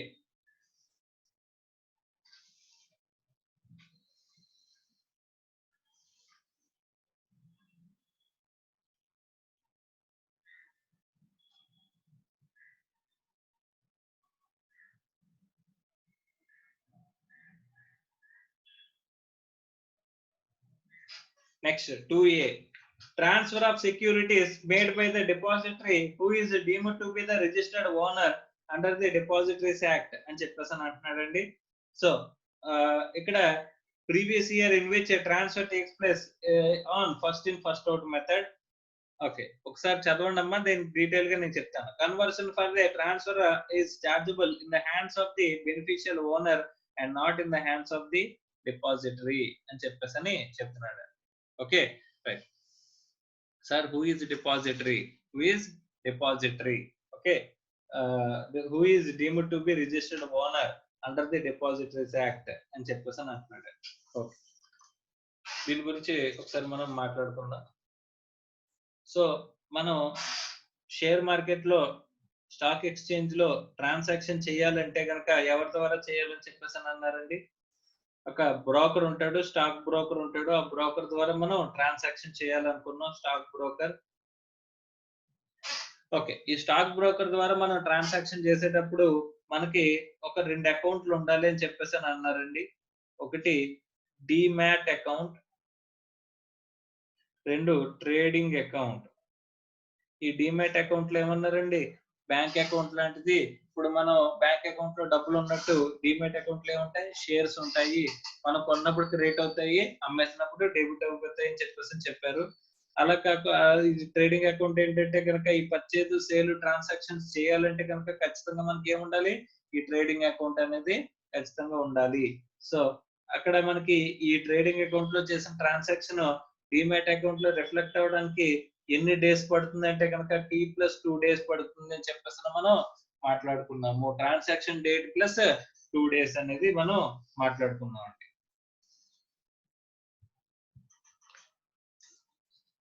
So ఇక్కడ దేని గురించి మాట్లాడుతున్నాడో ఒకసారి చూద్దాం. Transfer of securities made by depository who is deemed to be the registered owner under the depositories act అని చెప్పేసి అంటున్నాడు. ఓకే, సో ఈ డిమాట్ అకౌంట్ ఎవరు హోల్డ్ చేస్తారు అని చెప్పేసి అంటే కనుక ఇక్కడ ఇన్వెస్టర్ హోల్డ్ చేస్తాడండి, ఇన్వెస్టర్ హోల్డ్ చేస్తాడు. కానీ ఈ డిపాజిటరీ డిమాట్ అకౌంట్ జనరల్ గా ఎవరు మెయింటైన్ చేస్తారంటే కనుక డిపాజిటరీ మెయింటైన్ చేస్తారు. సో ఈ డిపాజిటరీ మెయింటైన్ చేస్తుంది. డిపాజిటరీ ఎవరు అని చెప్పేసానంటే కనుక ఇండియాలో NSDL అండి. NSDL is one of the depository of demat account. Demat account ఎవరు మెయింటైన్ చేస్తారంటే NSDL మనకి మెయింటైన్ చేస్తుందంట. ఓకే, ఇక్కడ ఇన్వెస్టర్ అనేవాడు బెనిఫిషియల్ ఓనర్ ఆఫ్ ఇక్కడ షేర్స్ పర్చేజ్. ఓకే, ఇక్కడ ఏం జరుగుతుందంటే కనుక అంటే డిమాట్ ఫామ్ లో ఉన్న షేర్స్ గురించి మనం మాట్లాడుతున్నాం అని చెప్పేసి వీడు క్లారిటీగా చెప్తున్నాడు అండి. దీని ప్రకారం transfer of securities made by the depository who is deemed to be the registered owner under the depositories act అనేది చెప్తున్నాడు. అంటే కనుక దేని గురించి మాట్లాడుతున్నాడు అంటే డిమాట్ అకౌంట్ లో ఉన్న షేర్స్ ఏవైతే ఉన్నాయో వాటి గురించి నేను డిస్కస్ చేస్తున్నాను అని చెప్పేసి చెప్తున్నాడు అండి. Okay right. So year of chargeability ఎప్పుడు అని చెప్పేసి అంటే కనుక సో నార్మల్ ట్రాన్సాక్షన్ కి నార్మల్ ట్రాన్సాక్షన్ కి డిమాట్ అకౌంట్ లో జరిగే ట్రాన్సాక్షన్ కి ఒక డిఫరెన్స్ చెప్పండి సార్ నాకు అని చెప్పేసి అంటే కనుక ఇంత ముందు షేర్స్ అనేవి ఎలా ఉండేవి అని చెప్పేసి అంటే కనుక షేర్స్ అనేవి షేర్ సర్టిఫికెట్స్ ఉండేవండి. ఏముండేవి, షేర్ సర్టిఫికెట్స్ అనేవి ఉండేవి. సో షేర్ సర్టిఫికెట్ లో 100 to 200 షేర్స్ నెంబర్ అండి. ఇదేంటి నెంబర్. ఓకే, 100 to 200 ఇది నెంబర్ ఆఫ్ షేర్స్ ఎన్ని, నెంబర్ ఆఫ్ షేర్స్ ఎన్ని ఉన్నట్టు 100 ఉన్నట్టు. ఇక్కడ సీరియల్ నెంబర్ అండి, ఇదేంటిది serial number of the shares. Okay, ఇక్కడ మనం ఎంతైతే ప్రైస్ పెట్టి కొంటామో ప్రైస్ ఈ పర్టికులర్ 100 షేర్స్ నేను ఎంత కొన్నానంటే 50 రూపీస్ కొన్నానంట. అలాంటప్పుడు ఎంత అవుతుంది వాల్యూ 5000 అవుతుందంట. Okay right. సో మళ్ళీ నేను ఒక 501 నుంచి 720 వరకు ఉండే సీరియల్ నెంబర్ షేర్స్ కొన్నానంటండి. ఎన్ని షేర్స్ ఉన్నాయంటే ఇవి ఒక 120 షేర్స్ ఉన్నాయంటండి. సారీ 220 షేర్స్ ఉన్నాయంట. ఇవి నేను ఎంత కొన్నానంటే 10 రూపీస్ కొన్నానంటండి. అంటే ఎంత అవుతుందండి 2200. Okay right. అలాగా మనకి షేర్స్ అనేవి మనం పర్చేజ్ చేసినవి ఉండేవండి. వీటిలోంచి నేను ఒక 50 షేర్స్ సేల్ చేశాను అనుకోండి. ఈ 50 షేర్స్ ఎక్కడి నుంచి సేల్ చేశానంటే ఇంతకు ముందు షేర్ సర్టిఫికెట్ ఉండేది కాబట్టి ఈ ఫస్ట్ కొన్న ట్రాన్సాక్షన్ లో షేర్స్ ని నేను స్ప్లిట్ చేసి ఇక్కడ 50 షేర్స్ కింద లేకపోతే ఇక్కడ 100 షేర్స్ అమ్మేశాను అనుకోండి. పోనీ 100 షేర్స్ అమ్మానండి. ఈ సర్టిఫికెట్ అనేది నేను కనుక ఇచ్చేసాను అంటే కనుక 100 షేర్స్ ఈ షేర్ సర్టిఫికెట్ ఇచ్చినది నేను ఇచ్చేసాను అంటాను వాడికి 100 షేర్స్ ఉన్నాయని చెప్పేసి. అలాంటప్పుడు ఇక్కడ నాకు పర్చేజ్ కాస్ట్ తెలుసా అంటే 5000 అని చెప్పేసి తెలుసండి. దీన్ని ఎంతకు సేల్ చేశానంటే కనుక ఒక 8000 సేల్ చేశానంటే కనుక గెయిన్ ఎంత అంటే 8000 మైనస్ 5000 అని చెప్పేసి మనం చెప్పొచ్చు. ఎందుకంటే వీడికి ట్రాన్స్ఫర్ చేసేది ఈ షేర్ సర్టిఫికెట్ అనేది మనం ఇచ్చేస్తాం కాబట్టి ఈ షేర్స్ ఇచ్చామని చెప్పేసి తెలుసు కాబట్టి ఈ పర్చేజ్ వాల్యూ అనేది మనకి తెలుస్తుందండి. కానీ డిమాట్ అకౌంట్ లో జరిగే ట్రాన్సాక్షన్స్ అంతే ఎలా ఉంటాయంటే కనుక మనం పర్చేజ్ చేస్తామండి, సేల్ చేస్తామండి. నేను ఫస్ట్ 100 షేర్స్ పర్చేజ్ చేశాను. ఎంతకి 50 రూపీస్ కి పర్చేజ్ చేశానంట. తర్వాత 200 షేర్స్ పర్చేజ్ చేశాను. తర్వాత ఏమవుతుంది 100 రూపీస్ కి పర్చేజ్ చేశానంట. ఇక్కడ ఈ నెంబర్ ఆఫ్ షేర్స్ అండి, ఇదేమో రూపీస్. Okay right. సో ఇక్కడ ఏం చేశానంటే కనుక మళ్ళీ 400 షేర్స్ పర్చేజ్ చేశానంట. ఇది 120 రూపీస్ కి పర్చేజ్ చేశానంట. రైట్. ఇలా పర్చేజ్ చేసినప్పుడల్లా డిమాట్ అకౌంట్ లోకి ఏమైపోతాయి ఆటోమేటిక్ గా క్రియేట్ అయిపోతాయి. 100, 200, 400 షేర్స్ అని చెప్పేసి క్రియేట్ అయిపోతాయండి. తర్వాత నేను సేల్ చేశానంట కొన్ని షేర్స్ ని. ఎన్ని ఒక 50 షేర్స్ సేల్ చేశానంట. సో 50 షేర్స్ సేల్ చేస్తే ఇప్పుడు ఇదేమో 1st జనవరి నాడు కొన్నాను, ఇవేమో 15th జనవరి నాడు కొన్నాను, ఇవేమో 20th జనవరి నాడు నేను కొన్నానంటండి. ఈ షేర్స్ సేల్ చేసింది 25th జనవరి. 25th జనవరి నేను సేల్ చేసినప్పుడు 50 షేర్స్ సేల్ చేస్తే ఏ 50 షేర్స్ సేల్ చేశాను? ఇక్కడ 100 లోంచి సేల్ చేసానా, 200 లోంచి సేల్ చేసానా, 400 లోంచి సేల్ చేసానా? ఎందుకు సార్ ఇది? ఇప్పుడు 400 లోంచి సేల్ చేస్తే కనుక ఒక్కొక్క షేర్ ఎంత పడినట్టు? 120 పడినట్టు. 200 లోంచి సేల్ చేస్తే ఇక్కడ ఒక్కొక్క షేర్ ఎంత పడినట్టు? 100 పడినట్టు. ఇక్కడ 100 లోంచి షేర్ చేస్తే ఇక్కడ ఒక్కొక్క షేర్ ఎంత పడినట్టు? నాకు 50 రూపీస్ పడినట్టు అంటండి. ఈ 50 షేర్స్ ని నేను ఏం చేస్తానంటే 25th జనవరి నాడు అమ్మానంట.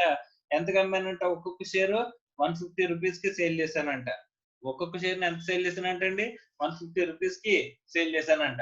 ఇప్పుడు డిమాట్ అకౌంట్ లో జరిగిన ట్రాన్సాక్షన్ లో మనకు వచ్చిన ప్రాబ్లం ఏంటంటే కనుక ఏ షేర్స్ ని మీరు అమ్మారు అనేది తెలియదండి. ఎందుకంటే కొన్నప్పుడల్లా ఏమైపోతుంది? డిమాట్ అకౌంట్ లో క్రియేట్ అయిపోతుంది. డిమాట్ అకౌంట్ లో క్రియేట్ అయిపోతుంది. క్రియేట్ అయిపోతూ వెళ్తుంది. ఇక్కడ షేర్ సర్టిఫికేట్ అనేది ఇంకేం లేదు. షేర్ సర్టిఫికేట్ అంతకుముందు షేర్ ఈ రెండింటిలో ఏ షేర్స్ అమ్మానంటే ఈ షేర్స్ అమ్మానని స్పెసిఫిక్ గా తెలిసేది. ఎందుకంటే షేర్ సర్టిఫికేట్ నేను ట్రాన్స్ఫర్ చేసేవాడిని. షేర్ సర్టిఫికేట్ నేను ఇచ్చేవాడిని ఫిజికల్ ఫామ్ లో.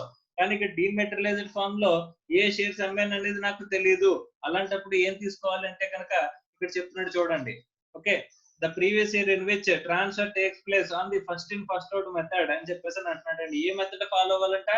FIFO method. FIFO method follow అవ్వాలంట. సార్ FIFO మెథడ్ అంటే ఏంటి సార్? ఇక్కడ first in first out. Demat account లోకి ఫస్ట్ వచ్చిన షేర్స్ ఏంటి? ఈ 100 షేర్స్ వచ్చాయండి. ఆ 100 షేర్స్ వచ్చాయి కాబట్టి ఆ 100 షేర్స్ ని మనం సేల్ చేసినట్టు అంటే 50 షేర్స్ సేల్ చేశానంటే ఏ షేర్స్ అమ్మినట్టు? ఇక్కడ 100 షేర్స్ లో ఉన్న 50 షేర్స్ అమ్మినట్టు. సో ఎంత కొన్నాను? అవి 50 రూపీస్ కొన్నాను. ఇప్పుడు ఎంత అమ్ముతున్నాను? 150. అంటే డిఫరెన్స్ ఎంత? 100 అనేది ఇక్కడ మనకి ఏమవుతుంది? క్యాపిటల్ గెయిన్ అనేది అవుతుందంట. Okay, right. సో డిపాజిటరీ గురించి ఇంకొకటి, డిమాట్ అకౌంట్ గురించి ఇంకొకటి మాట్లాడుకుందాం అండి. ఇప్పుడు కంపెనీస్ ఇప్పుడు అన్ని కూడా ఎలా జరుగుతున్నాయంటే కనుక డిమాట్ ఫామ్ లోనే జరుగుతున్నాయంటండి. ట్రేడింగ్ అనేది జరిగింది అంటే కనుక ఖచ్చితంగా షేర్స్ అనేవి డిమాట్ ద్వారానే ట్రాన్సాక్షన్ అనేది జరుగుతుందంట. సార్ అది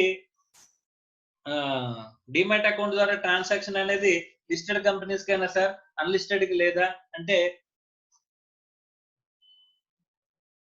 రీసెంట్ గా ఈ మధ్య ఏం చేశారంటే అన్లిస్టెడ్ పబ్లిక్ కంపెనీస్ కూడా డిమాట్ అకౌంట్ ద్వారానే ట్రాన్సాక్షన్ చేయాలని చెప్పేసి రూల్ మార్చారంటండి. అంటే డిమాట్ అకౌంట్ ద్వారా ట్రాన్సాక్షన్ అనేది లిస్టెడ్ కంపెనీ అవ్వచ్చు లేదా అన్లిస్టెడ్ పబ్లిక్ కంపెనీ అవ్వచ్చు, అక్కడ ట్రాన్సాక్షన్ అనేది ఇక్కడ డిమాట్ అకౌంట్ ద్వారానే ట్రాన్సాక్షన్ అనేది చేయాలని చెప్పేసి చెప్పారండి. ఓకే, నా దగ్గర ఫిజికల్ ఫామ్ లో షేర్స్ ఉన్నాయంట. ఇప్పుడు ఏం చేయగలను సార్? నేను చిన్నప్పుడు కొన్న ఈ షేర్స్ ఫిజికల్ ఫామ్ లో ఉన్నాయంట. ఫిజికల్ సర్టిఫికేట్ అనేది నా దగ్గర అవైలబుల్ గా ఉందంట. ఇప్పుడు ఏం చేయమంటారు సార్? ఆ ఫిజికల్ సర్టిఫికేట్ తీసుకెళ్ళి ఆ ఫిజికల్ సర్టిఫికేట్ ఏదైతుందో తీసుకెళ్లి నేనేం చేయాలంటే డిమెటీరియలైజేషన్ చేయించుకోవాలంట. సార్ నేను 1st జనవరి నాడు నేను 100 షేర్లు కొన్నానండి. తర్వాత 15th జనవరి నాడు 200 షేర్లు కొన్నానంటండి at the rate of 50 rupees. ఇది at the rate of 70 rupees.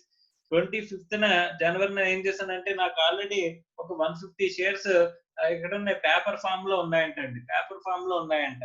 వాటిని ఏం చేశాను? డిమాట్ అకౌంట్ లోకి ట్రాన్స్ఫర్ చేశానంట. అది డిమాట్ అకౌంట్ లోకి ఎప్పుడు వచ్చే ఈ 150 షేర్స్ నేను ఎప్పుడు పర్చేస్ చేశాను తెలుసా? ఇక్కడేమో 2020, ఇదేమో కూడా 2020, ఇది కూడా 2020. ఓకే, ఈ షేర్స్ అనేవి నేను ఎప్పుడు పర్చేస్ చేశానంటే 1/4/2017 నాడు పర్చేస్ చేశానంట ఈ 150 షేర్స్ ని. కానీ కన్వర్ట్ చేసింది ఎప్పుడండి? 25th జనవరి నాడు కన్వర్ట్ చేశానంట 150 షేర్స్.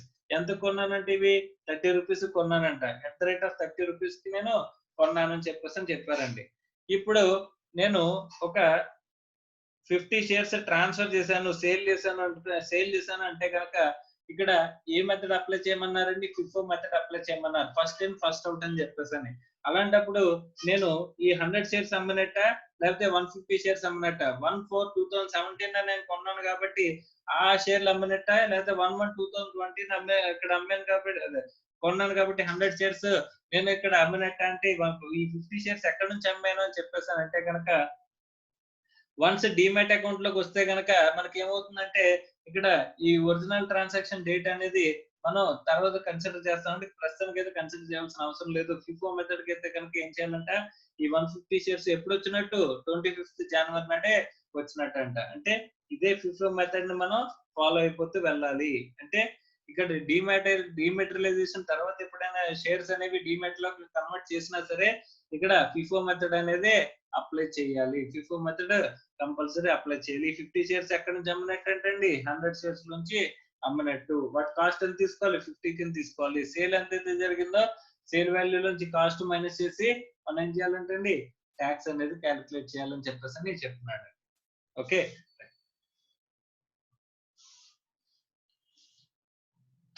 సో ఇక్కడ కన్సిడరేషన్ గురించి మాట్లాడుకుంటే కనుక consideration for the transfer is chargeable in the hands of the beneficial owner and not in the hands of the depository. So ఈ కన్సిడరేషన్ అనేది ఎవరికి వస్తుంది అంటే కనుక డిపాజిటరీ అంటే ఎవరని చెప్పారండి ఎన్ఎస్డిఎల్. ఈ ఎన్ఎస్డిఎల్ డిపాజిటరీకి చార్జబిలిటీ వస్తుందా? ఇన్వెస్టర్ డబ్బులు వస్తాయి కాబట్టి ఇన్వెస్టర్ ట్యాక్స్ కట్టాలి.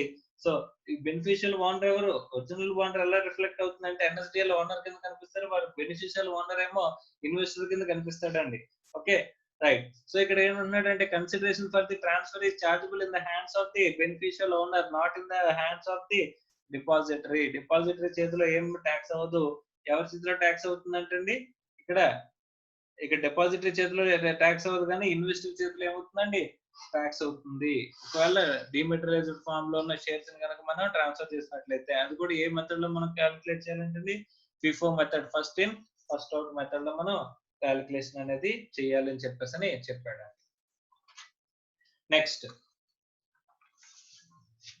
నెక్స్ట్ చార్జబిలిటీ సెక్షన్ లో నెక్స్ట్ ఆస్పెక్ట్ వచ్చేసరికి సబ్ సెక్షన్ 3 అండి. సబ్ సెక్షన్ 2 ఏమంటున్నాడు?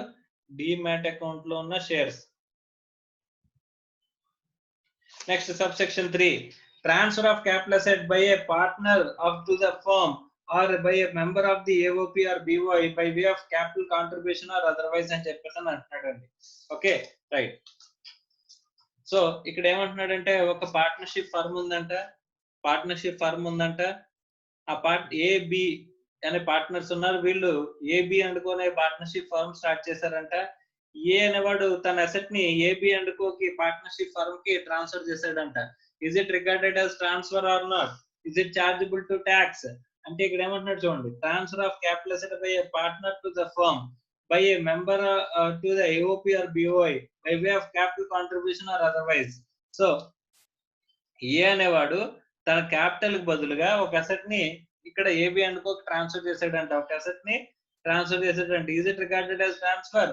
Yes, it is regarded as transfer. దీని ట్రాన్స్ఫర్ కింద రిగార్డ్ చేసి ట్యాక్సబిలిటీలోకి తీసుకొస్తారు అని చెప్పేసి అంటున్నాడండి. Transfer of capital asset by a partner to the firm or by member to the AOP or BOI by way of capital contribution or otherwise అన్నాడు కాబట్టి ఇక్కడ ట్రాన్స్ఫర్ ఆఫ్ క్యాపిటల్ అసెట్ అనేది చేసినట్టే. సో ఫర్మ్ లోకి capital introduce చేసాడు కదా sir, firm అన్న వీడన్నా ఒకటే కదా సార్. అలాంటప్పుడు ఇక్కడ అసెట్ ని ఫర్మ్ లోకి పంపించడాన్ని is it regarded as transfer or not? Transfer కింద చెప్తారా సార్? ట్యాక్సబుల్ అవుతుందా సార్ అంటే ఎస్, ట్యాక్సబుల్ అని చెప్పేసి అంటున్నాడండి.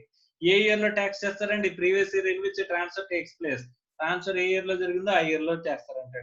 The value of the assets recorded in the books of the firm or AOP or BOI అని చెప్పేసి చెప్తున్నాడండి.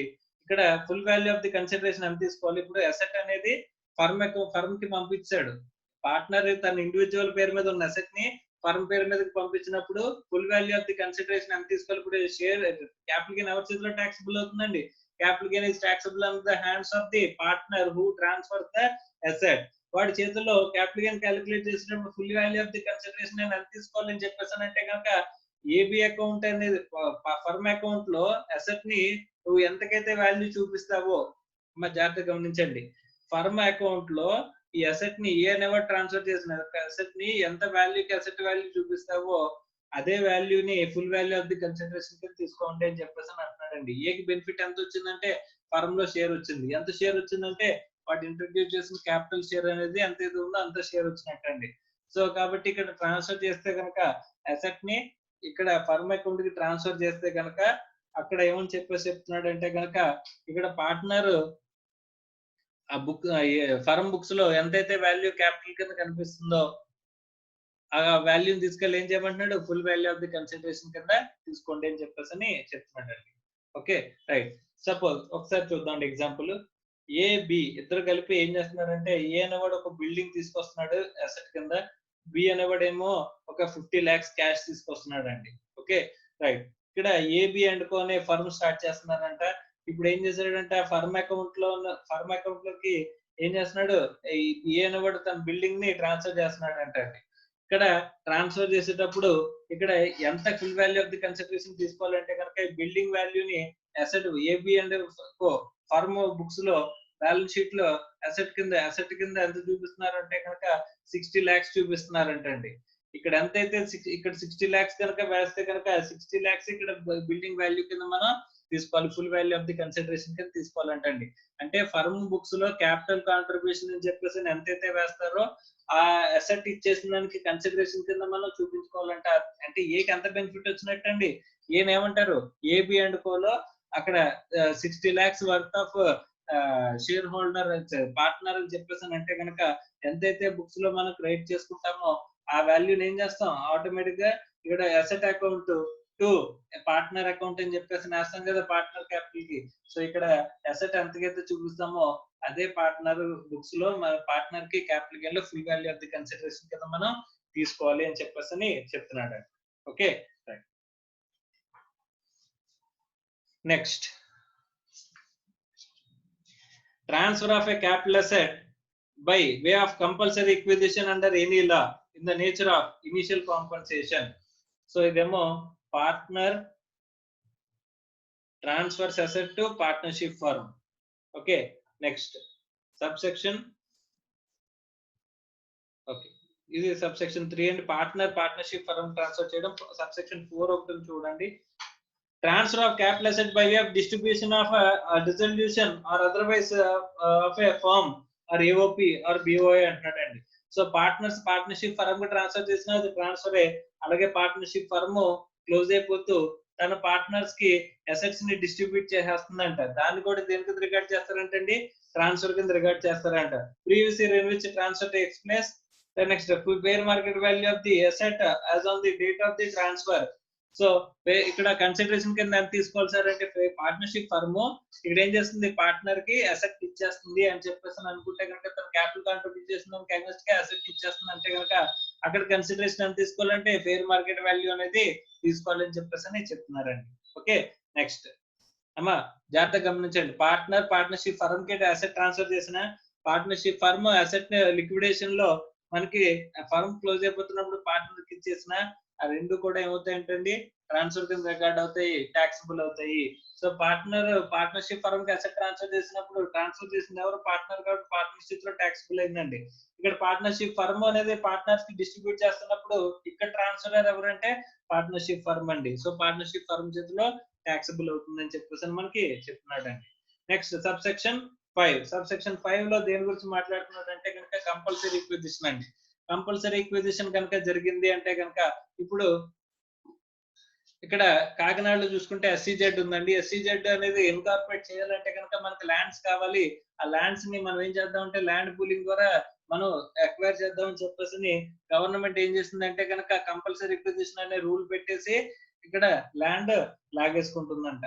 ఓకే, సో అలా కంపల్సరీ ఈక్విజిషన్ లో మీకు ఏం చేస్తారంటే కనుక ఇక్కడ కంపల్సరీ ఈక్విజిషన్ ప్రాసెస్ అనేది ఎలా జరుగుతుంది అంటే కనుక వాళ్ళు వచ్చి మీ డాక్యుమెంట్ తీసేసుకుని వాళ్ళు ఏంటంటే మీకు కన్సిడరేషన్ క్యాలిక్యులేషన్ చేసేసి అది మీకు పే చేస్తారండి. మార్కెట్ వాల్యూ మీద 2 times లేదా 3 times 4 times ఉంటుంది జనరల్ గా. సో అది మీకు సరిపోలేదు అనుకోండి, మీరేం చేస్తారంటే కోర్టులో కేసు ఫైల్ చేస్తారండి.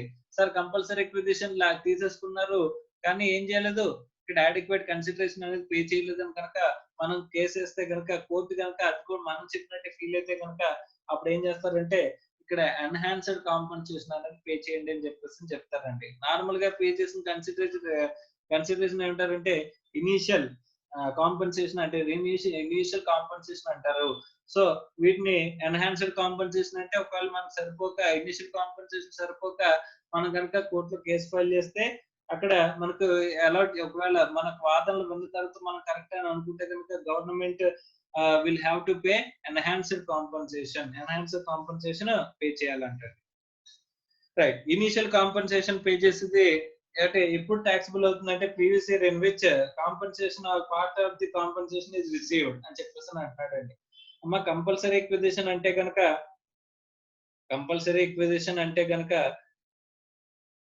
కంపల్సరీ రిక్విజిషన్ లో అసెట్ లాగేసుకుంటున్నాం, నా చేతిలో డబ్బులు ఉన్నాయా? సపోజ్ గవర్నమెంట్ ఇవాళ అసెట్ లాగేసుకుంటుంది, డబ్బులు మాత్రం 2 years తర్వాత ఇస్తుందండి. మనకి అలాంటప్పుడు ఎప్పుడు ట్యాక్సిబుల్ అవుతుంది అని చెప్పేసి అంటే కనుక ఎప్పుడైతే మనకి అమౌంట్ రిసీవ్ అవుతుందో అప్పుడంట. So amount received. So previous year in which the compensation or part of the what there of is received. So part of the value ఇచ్చినా సరే ఎప్పుడైతే వస్తుందో అప్పుడు ట్యాక్సిబుల్ అవుతుందని చెప్పేసి అని అంటున్నాడండి. ఎన్హాన్స్డ్ కాంపన్సేషన్ అంటే సార్ ఎన్హాన్స్డ్ కాంపన్సేషన్ అంటే కోర్టులో కనుక మనం కేసు ఫైల్ చేసిన తర్వాత ఇనిషియల్ కాంపన్సేషన్ పే చేసిన తర్వాత మనం ఏం చేస్తామంటే మనకు సరిపోవట్లేదు, మనకు పే చేయాల్సిన కన్సిడరేషన్ పే చేయలేదు అని చెప్పేసి మనం కనుక అనుకుంటే అప్పుడు కోర్టులో కేసు ఫైల్ చేసుకోవచ్చు. సో దట్ కోర్టు కూడా అదే భావిస్తే కనుక ఎన్హాన్స్డ్ కాంపన్సేషన్ అనేది ఇస్తుంది. అలాంటప్పుడు ఏ ఇయర్ లో ట్యాక్సిబుల్ అవుతుందంట? Previous year in which compensation is received or final order by the court is made whichever is later. అంటే డబ్బులు మనకి కోర్టు ఏం చేసిందంటే ఆర్డర్ ఇచ్చేసిందండి. ఆర్డర్ ఇచ్చిన తర్వాత 2 months లో పే చేయమంది, వీడేమో 1 month తర్వాత పే చేశారు అని చెప్పేసి అనుకుంటే ఎప్పుడు పే చేస్తే అప్పుడండి. అలా కాకుండా మనకి ఫస్ట్ కోర్టు ఏం చెప్పిందంటే కోర్టు ఆర్డర్ ఇంకా ఫైనల్ గా రాకుండానే సార్ నాకు డబ్బులు అవసరము, నేను విన్ అయ్యే ఛాన్సెస్ ఉన్నాయి అని చెప్పేసి అనుకుంటే కనుక కోర్టు మధ్యలో ఇంటర్మ్ గా డబ్బులు పే చేయమని చెప్పేసి చెప్పొచ్చండి. సో ఇంటర్మ్ గా డబ్బులు పే చేయమని కనుక చెప్పినట్లయితే ఆ డబ్బులు పే చేయడం కానీ లేకపోతే కోర్టులో జడ్జిమెంట్ రావడం కానీ రెండిట్లో ఏ తర్వాత ఏది జరిగితే అప్పుడు మనకి ట్యాక్సబుల్ అవుతుంది అని చెప్పేసి అంటున్నాడండి. సార్ 2019 లో నేను కేసు ఫైల్ చేస్తే 2020 లో కాంపన్సేషన్ పే చేశారండి, కానీ నేను కేసు విన్ అయింది 2022 లో అనుకుంటే కనుక ఎప్పుడు ట్యాక్సిబుల్ చేస్తారండి? 2022 లో ట్యాక్సిబుల్ చేస్తారండి, ఎందుకంటే విచ్ ఎవర్ ఇస్ ఇక్కడ లాటర్ అన్నాడు కాబట్టి. నెక్స్ట్ ఇక్కడ full value of the consideration ఎంత తీసుకోవాలంటే ఇనిషియల్ కాంపన్సేషన్ కానీ ఎన్హాన్స్డ్ కాంపన్సేషన్ కానీ ఏదైతే మనకు ఉన్నదో దాన్ని full value of the consideration కింద మనం తీసుకుంటాము అని చెప్పేసి చెప్పారు. సో ఈ కంపల్సరీ రిక్విజిషన్ కనుక జరిగినప్పుడు ఫస్ట్ మనకి పే చేసే ఇనిషియల్ కాంపన్సేషన్ ఎప్పుడు ట్యాక్సిబుల్ అవుతుందంటే ఎప్పుడైతే రిసీవ్ అవుతుందో అప్పుడు మన చేతికి వచ్చినప్పుడే ట్యాక్సిబుల్ అవుతుంది. ఎన్హాన్స్డ్ కాంపన్సేషన్ కూడా ఎప్పుడు ట్యాక్సిబుల్ అవుతుందంటే కనుక జనరల్ గా రిసీవ్ అయినప్పుడు కానీ లేదా కోర్ట్ ఆర్డర్ కానీ రెండిట్లో ఏది తర్వాత వస్తే అప్పుడు. అంటే ముందు కోర్ట్ ఆర్డర్ వచ్చింది సార్ 2020 లో కోర్ట్ ఆర్డర్ వచ్చింది సార్ 2022 లో దానికి అగ్నెస్ట్ గా డబ్బులు వచ్చేసారు, ఎప్పుడు ట్యాక్స్ కట్టాలి? డబ్బులు వచ్చినప్పుడు. సార్ 2020 లో డబ్బులు వచ్చేసారు కానీ కోర్ట్ ఆర్డర్ 2022 లో వచ్చింది సార్, అప్పుడు ఎప్పుడు ట్యాక్స్ కట్టాలి? కోర్ట్ ఆర్డర్ వచ్చినప్పుడు. అంటే రెండిట్లో ఏ తర్వాత అయితే అదే. సార్ కోర్ట్ ఆర్డర్ రాకుండా డబ్బులు వస్తాయా? Yes, court may give the compensation to be paid before. అంటే నేను జడ్జిమెంట్ ఇస్తాను కానీ ఇది లోపు కొంత పార్ట్ ఆఫ్ ది పేమెంట్ అనేది చేయండి అని చెప్పేసి చెప్పొచ్చు అంటండి కోర్టు. అలా పే చెప్తే కనుక అప్పుడు పార్ట్ ఆఫ్ ది అమౌంట్ మనకి రిసీవ్ అవ్వచ్చు. ఓకే, ముందే రిసీవ్ అవ్వచ్చు, బిఫోర్ ది కోర్ట్ ఆర్డర్ మనకి డబ్బులు అనేవి రిసీవ్ అయిపోవచ్చు. Next so 5A transfer of capital asset being land or building or both by an individual or HUF by a way of a specified agreement.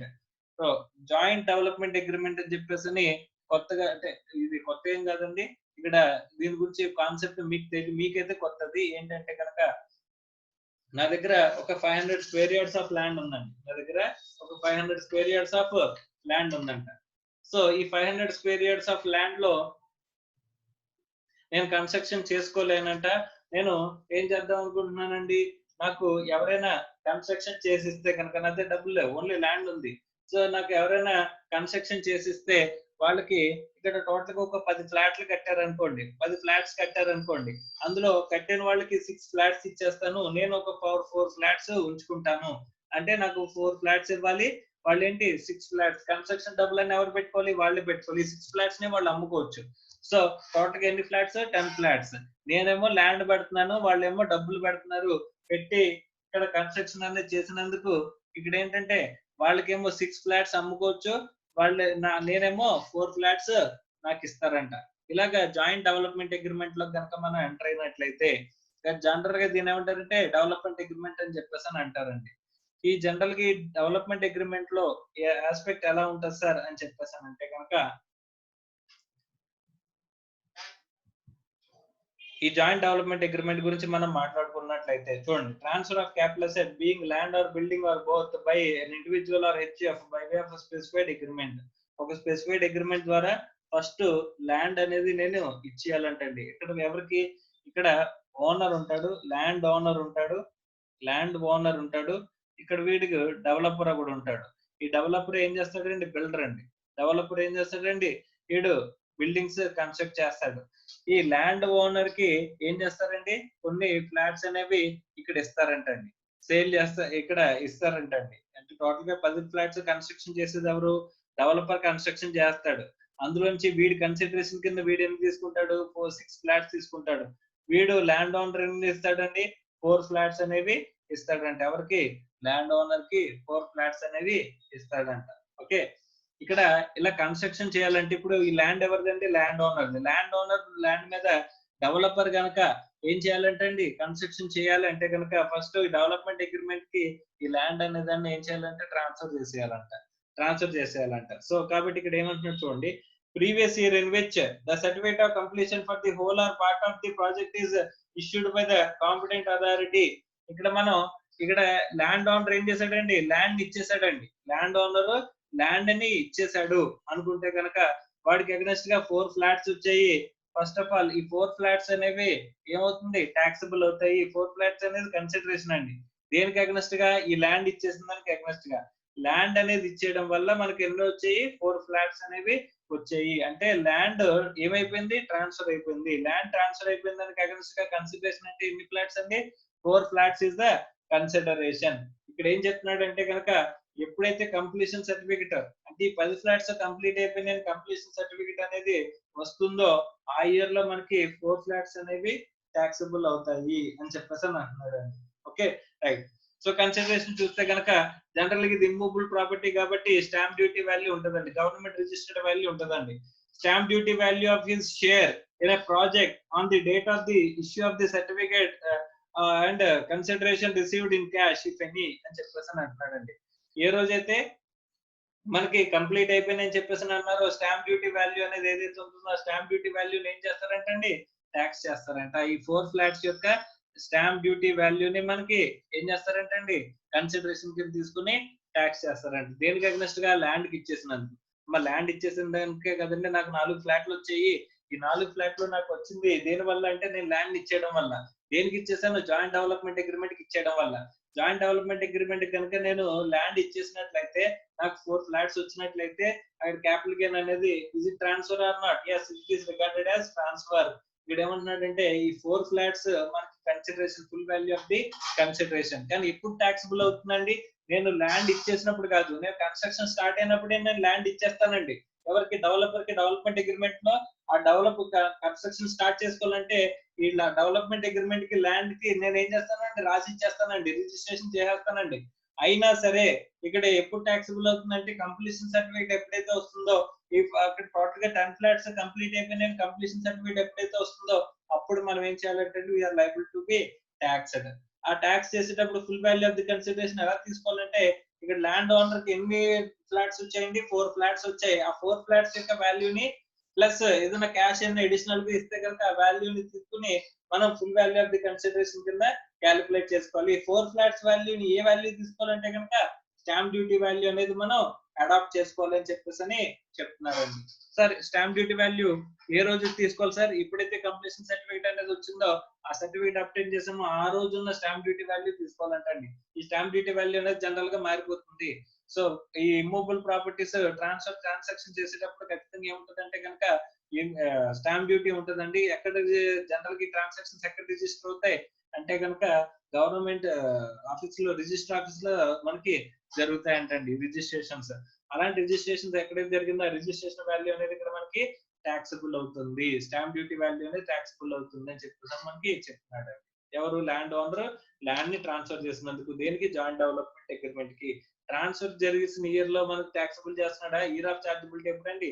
ఈ flats అనేవి పూర్తిగా ఎప్పుడైతే completion certificate వస్తుందో అప్పుడు మనకి ట్యాక్సబుల్ అవుతుంది అంటున్నాడు.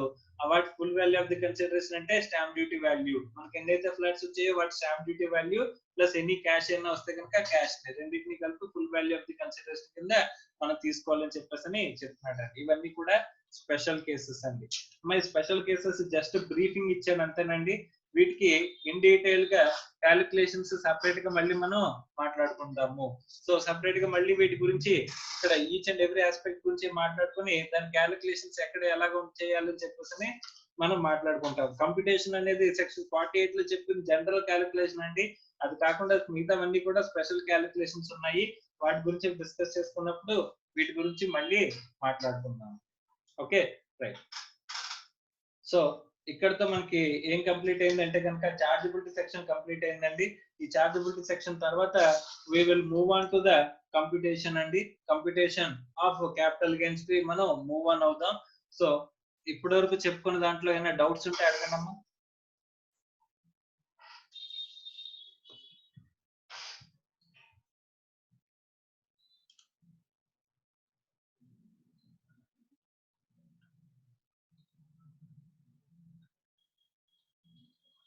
అమ్మా డౌట్స్ ఏమైనా ఉంటే అడగాలి.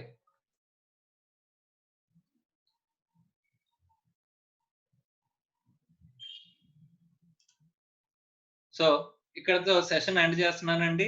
నెక్స్ట్ మీకు జిఎస్టి క్లాస్ వస్తుంది.